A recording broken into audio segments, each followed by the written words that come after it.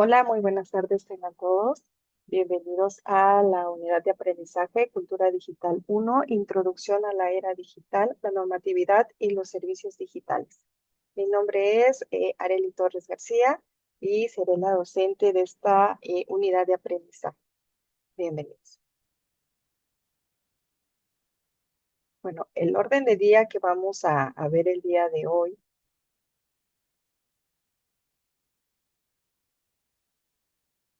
es la bienvenida a nuestra unidad número 1, Introducción a la Era Digital, normatividad de los servicios digitales. Vamos a abordar los objetivos de la unidad 1, el desarrollo de los temas, normatividad que regula el uso del ciberespacio y servicios digitales, los medios digitales con credenciales para acceder al ciberespacio y plataformas, y los requerimientos, tipos de licenciamiento de software y hardware, así como las unidades de medida. Y por último, una conclusión de nuestra unidad número 1. El objetivo de la unidad número 1 es aplicar normativas y buenas prácticas en el uso del ciberespacio y los servicios digitales, protegiendo la salud digital y el medio ambiente y gestionando adecuadamente la información y los recursos tecnológicos según el contexto. Vamos a iniciar nuestra unidad con el tema de ¿qué es el Internet? Bueno, es muy importante que conozcas el origen del Internet para pasar al ciberespacio. El Internet es una red global descentralizada de computadoras interconectadas que a través de protocolos TCP/IP permite la transmisión de datos en formatos digitales funcionando como una única red, lógica a pesar de su estructura física diversa. En 1969, la creación de ARPANET, que conectó universidades en California y Utah, en los Estados Unidos, dio origen a lo que conocemos como Internet. En 1989, la World Wide Web vio por primera vez la luz, lo que conocemos como el Triple W, que fue desarrollada por Tim Berners-Lee y Robert Hailiau. Esta red es un sistema de documentos de hipertexto accesibles a través de Internet. En la evolución del Internet vamos a encontrar estas dos fechas como las principales o las claves que nos permiten conocer la evolución y el origen del Internet. ¿Cómo podemos ver la información que navega a través de Internet? Pues como lo dice el nombre, a través de navegadores web, tales como el Chrome, el Safari, el Explorer, el Firefox, el Opera y un sinfín de navegadores que existen hoy en día. ¿Qué podemos ver a través del Internet? Podemos ver textos, imágenes, videos, otros contenidos multimedia mediante hiperenlaces, correo electrónico, transmisión de archivos, mensajería instantánea, juegos en línea y el últimamente muy famoso y usado streaming. El Internet es un entorno en constante cambio, una combinación dinámica de intereses, tecnologías y fuerzas que evoluciona diariamente, generando una entidad casi una vida propia. Presenta algunos de los ideales más elevados en cuanto a comunicación y conexión entre las personas, acercándose a lo que unos ven como una utopía.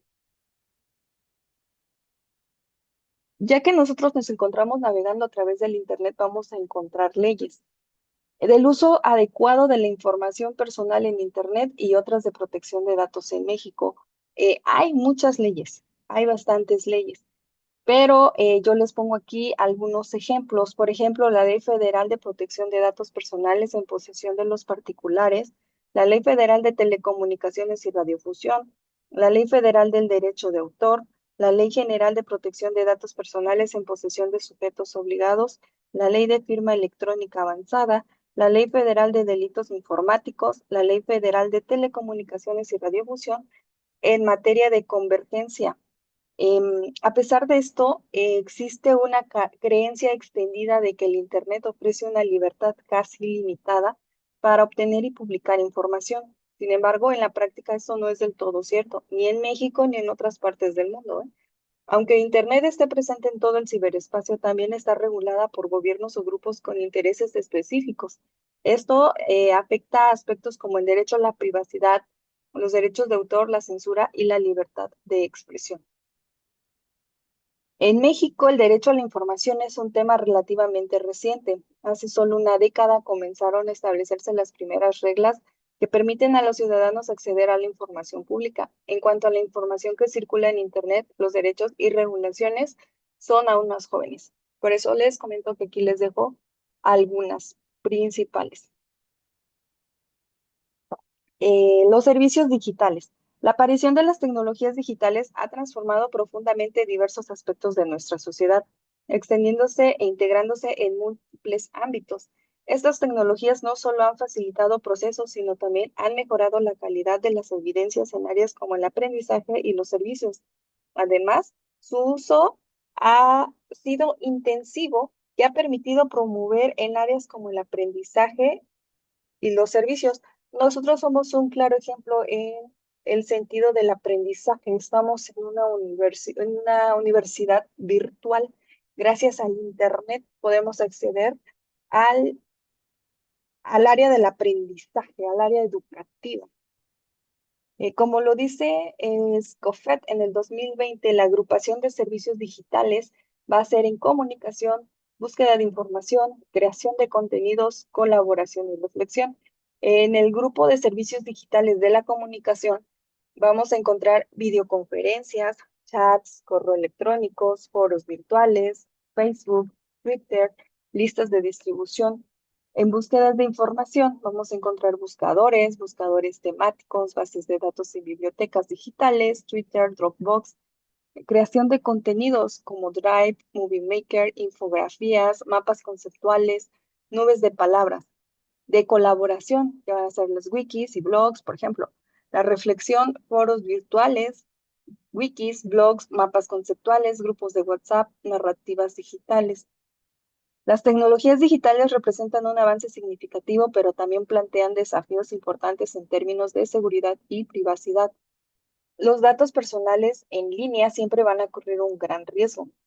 Una competencia esencial en la sociedad actual es la capacidad de gestionar la identidad digital de manera ética y legal, lo que forma parte de una ciudadanía digital responsable. Sin embargo, muchas personas carecen de esta habilidad, lo que lo que les impide participar plenamente en los beneficios del entorno digital y gestionar adecuadamente su identidad en el ciberespacio, contribuyendo a la brecha digital y una nueva forma de exclusión social. Continuando con las leyes y derechos de autor, vamos a hablar algunas de la privacidad, como algunos desafíos y oportunidades de temas legales con el derecho a la privacidad, los derechos de autor y la censura y la libertad de expresión han puesto sobre la mesa el aumentar la relevancia de Internet para la sociedad. Algunos campos de desafíos podemos encontrar los derechos propios del ser humano. Algunos autores consideran que el derecho a la privacidad es superior al derecho a la información. Términos de uso de las páginas web, lucha contra la delincuencia y terrorismo, vigilancia gubernamental y de las corporaciones, redes sociales y comunicaciones usadas para identificar y detener voces críticas, arrestos y desconexiones de usuarios, violencia e intimidación proveniente de grupos delictivos que genera autocensura e impunidad. Reviven delitos como la difamación y el derecho a una reputación. Entonces, la privacidad es un derecho fundamental que enfrenta importantes desafíos en la era digital.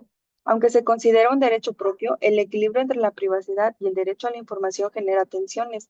Además, los términos de uso de muchas páginas web suelen ser complejos y comprometer la privacidad sin que los usuarios sean plenamente conscientes. La vigilancia gubernamental y corporativa justificada en ocasiones por la lucha contra el terrorismo y la delincuencia invade la intimidad de las personas y el uso de redes sociales para identificar voces críticas pone en riesgo la libertad de expresión. Estas acciones pueden llevar a arrestos, desconexiones e incluso autocensura, lo que afecta la reputación de las personas y fomenta la impunidad. Por otro lado, existen oportunidades para defender la privacidad. Las leyes de protección de datos personales otorgan mayor control a los usuarios sobre su información y promueven normativas para garantizar la intimidad de las comunicaciones. El periodismo ético y profundo, así como el crecimiento de los blogs como medios independientes, ayudan a proteger los derechos en línea. Asimismo, en un entorno global y conectado como el de ciberespacio, la privacidad debe ser resguardada frente a las crecientes amenazas y oportunidades que presenta la tecnología. Hablemos ahora de los software. ¿Qué es un software? Un software es un conjunto de programas y aplicaciones que permiten a las computadoras realizar diversas tareas. Existen varios tipos de software, cada uno diseñado para satisfacer necesidades específicas que gestionan los recursos de hardware y permiten la interacción entre el usuario y la máquina. Las licencias son de uso libre, licencias de fuente abierta, licencias compartidas, que son el shareware, licencias de demostración, licencias comerciales, que son permanentes, software libre y de suspensión. La licencia de uso libre no tiene costo, tiene desarrolladores identificados. Las licencias de fuente abierta tienen accesos al código fuente para que puedas editarlos, es decir, se pueden hacer modificaciones. Las licencias compartidas, el shareware, son licencias de demostración que puedes usarlos en ciertas limitantes. Puedes usualmente pagar para probarlos. Y las licencias comerciales tienen un costo que pagas un permiso para el uso. De estas son dos, las permanentes, que son software libre, sin límite de uso o pago, y las de suscripción, que tienen vigencias determinadas y suelen tener bajo costo después de determinado tiempo. Tienes que volver para su uso, volver a pagar. Entramos al tema de ciberseguridad. La ciberseguridad se refiere a la capacidad de proteger y defender las redes o sistemas frente a ciberataques, al uso de redes y comunicaciones para acceder a información y servicios sin autorización con el ánimo de robar, abusar o destruir. Sin embargo, este concepto ha experimentado una evolución considerable en los últimos 30 años. Al finales del siglo XX, por ejemplo, surgieron los primeros términos relacionados con la ciberseguridad. En 1990, la OTAN consolidó varios enfoques de seguridad, como la seguridad de la transmisión, de redes y de computadoras, bajo el concepto de seguridad, que busca resguardar la confidencialidad, integridad y disponibilidad de la información. Más tarde, en 2002, Estados Unidos amplió este concepto al incluir el aseguramiento de la información, agregando dos nuevas dimensiones, la autenticidad y el no repudio, también conocido como trazabilidad. Estas se incorporaron a la seguridad de las tecnologías de información y comunicaciones, con el objetivo de proteger la información y los sistemas en cinco dimensiones claves. La confidencialidad, que es la propiedad de la información que se mantiene inaccesible y no se revela a individuos, entidades o procesos no autorizados. La integridad, que es la propiedad o característica consistente en que el servicio no ha sido alterado de manera no autorizada. Disponibilidad, propiedad o característica de los activos conscientes en que las entidades o procesos autorizados tienen accesos a los mismos cuando lo requieren. La autenticidad, que es la propiedad o característica consistente en que una entidad es quien dice ser o bien que garantiza la fuente de la que proceden los datos. Y la trazabilidad, que es la propiedad o característica consistente en que las autenticaciones de una entidad pueden ser imputadas exclusivamente a dicha entidad. La identidad digital. Según el manifiesto de la ONU, dice que se tiene la identidad de una persona en tanto un derecho fundamental como un derecho humano, y que esta verificación debe ser posible tanto en el mundo físico como en el digital. La autenticación en línea es fundamental en ciberseguridad, ya que se encarga de garantizar que la identidad de una persona o entidad en línea sea legítima. Esto es esencial para asegurar que la información y las transacciones en Internet se realicen entre partes confiables.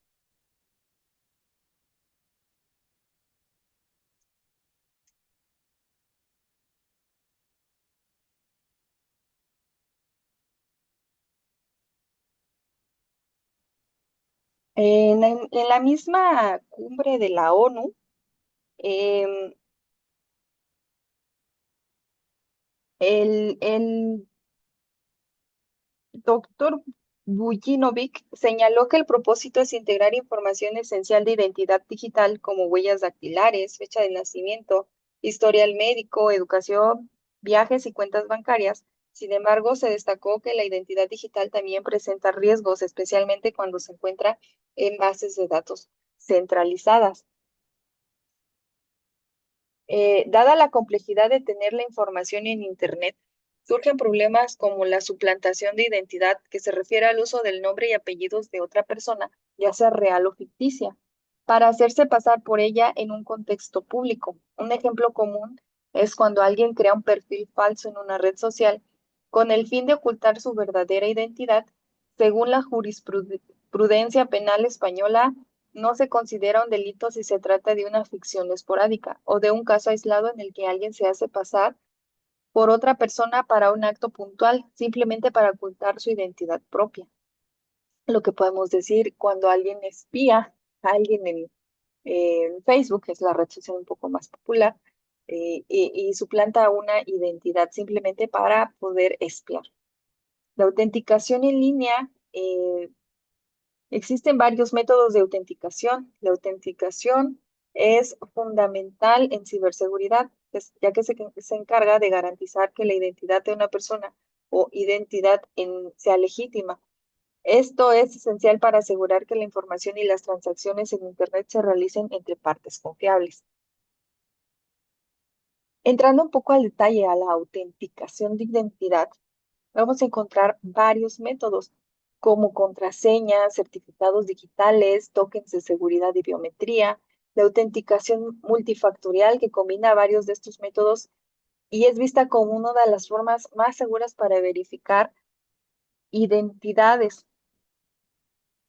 Como medidas preventivas, podemos usar contraseñas seguras y cambiarlas regularmente. Habilitar la autenticación de dos factores donde sea posible.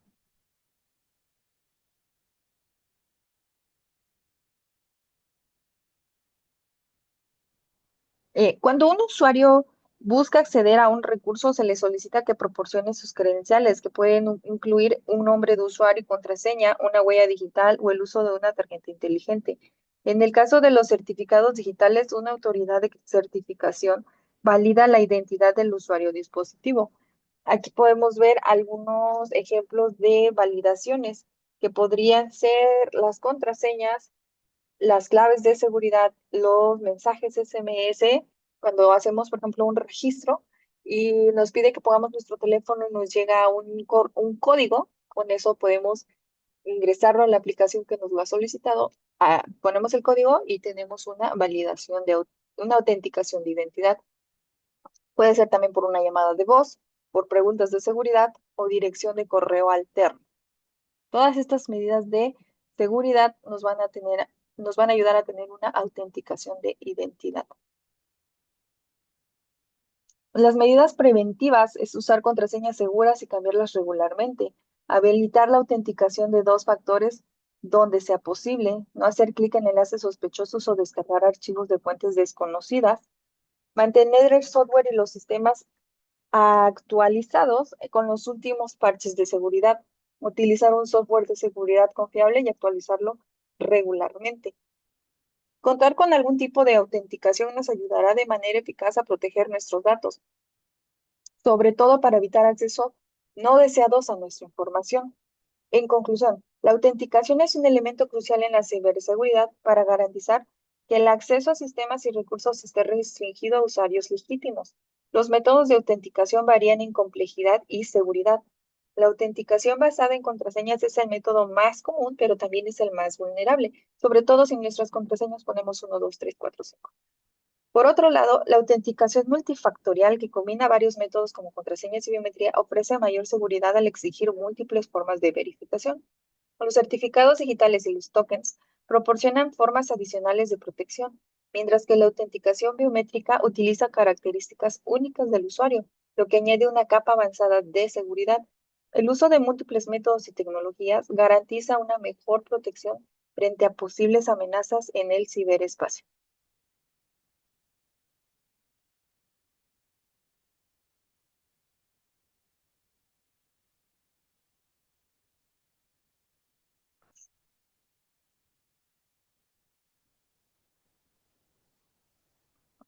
Pasamos al tema de plataforma. Las plataformas cerradas como foros o ciertos grupos de Facebook tienen un acceso restringido y normativas internas que limitan la participación externa, como Facebook, Instagram, WhatsApp, Twitter, YouTube o Snapchat. Muchas de las redes sociales imponen reglas estrictas, por ejemplo, WhatsApp, Netflix o HBO, especialmente en términos de propiedad intelectual y acceso. Muchas veces estas reglas no las leemos porque simplemente le damos acepto los servicios de privacidad. Ponemos la casilla de verificación en palomita y continuamos con nuestro servicio.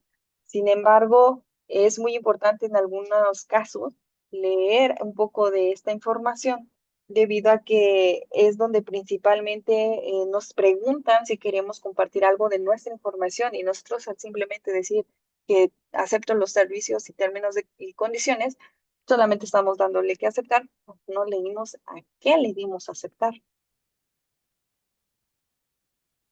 Por eso cada día es más complicado imaginar nuestra vida sin las plataformas digitales. Cuando realizamos compras, por ejemplo, en Amazon, compartimos ideas en Twitter, escuchamos música en Spotify, subimos fotos a Instagram o realizamos pagos con PayPal, estamos interactuando con ellas. Sin embargo, su funcionamiento no está siempre sencillo de entender. Aunque el concepto de plataforma puede resultar vago, su presencia es evidente. Basta con abrir cualquier aplicación en nuestro móvil o computadora para encontrarlas. Si bien existían plataformas antes de Internet como las compañías de tarjetas de crédito, el auge de la digitalización ha incrementado su importancia. Al usar nuestras aplicaciones dependemos de una serie de plataformas integradas. Estas aplicaciones o plataformas como sistemas operativos o Internet que a su vez se apoyan en infraestructuras físicas como cables y satélites. Hoy en día la mayoría de los bienes y servicios dependen de alguna forma de estas plataformas, principalmente digitales.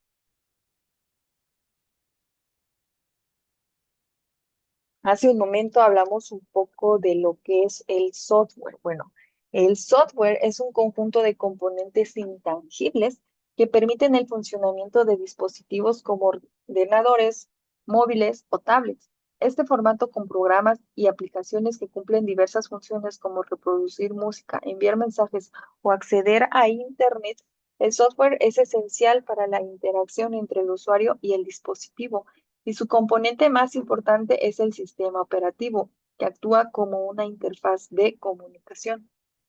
¿Cuál es la relación entre software y hardware? El hardware se refiere a los componentes físicos de un dispositivo, como el procesador, el monitor o el teclado, todo aquello que podemos tocar. El software, por otro lado, es intangible y consiste en las instrucciones que permiten el funcionamiento de estos componentes físicos. Ambos son complementarios para el funcionamiento de cualquier dispositivo tecnológico. Software, todo lo que vemos en nuestra computadora y el hardware, todo lo que podemos tocar.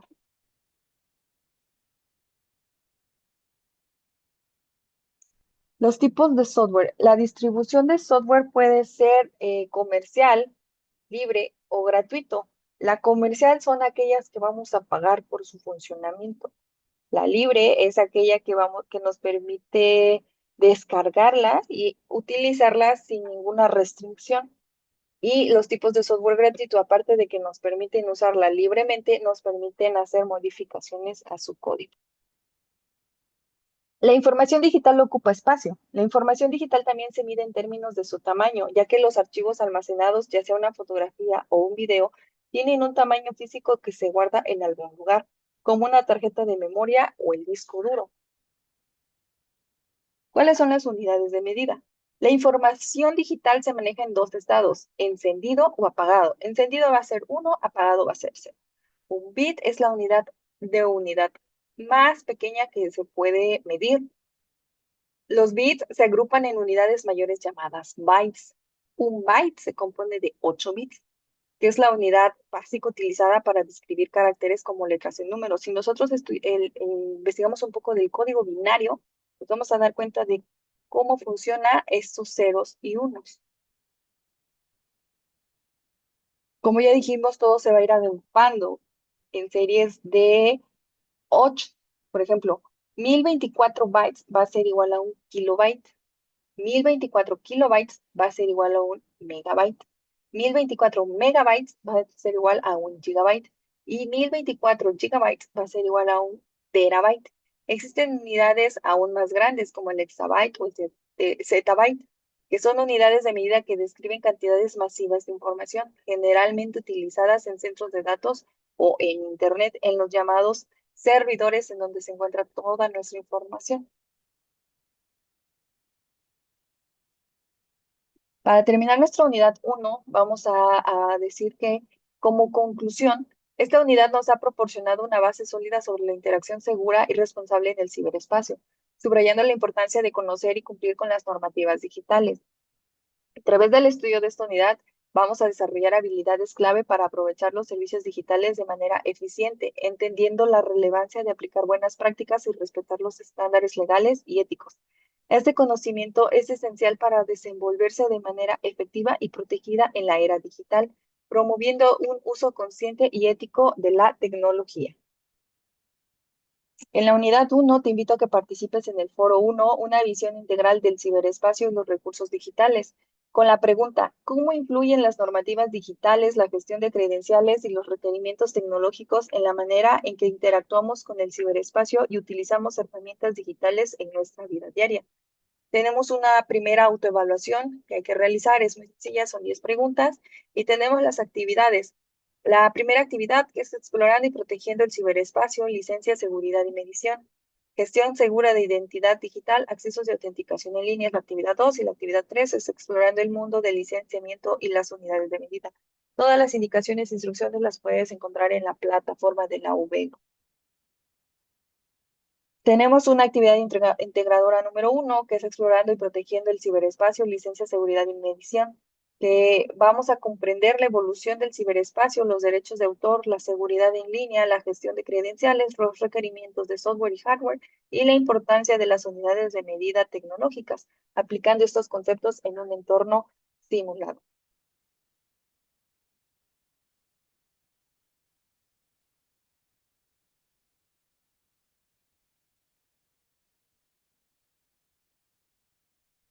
Con esto terminamos nuestra unidad número 1.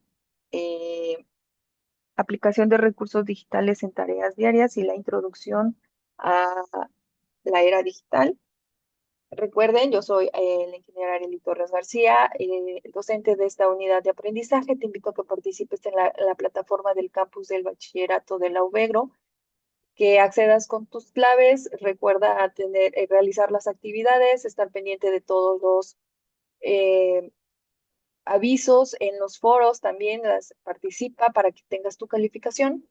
Y cualquier duda, coméntala, yo tendré oportunidad de contestar. Muy buen día.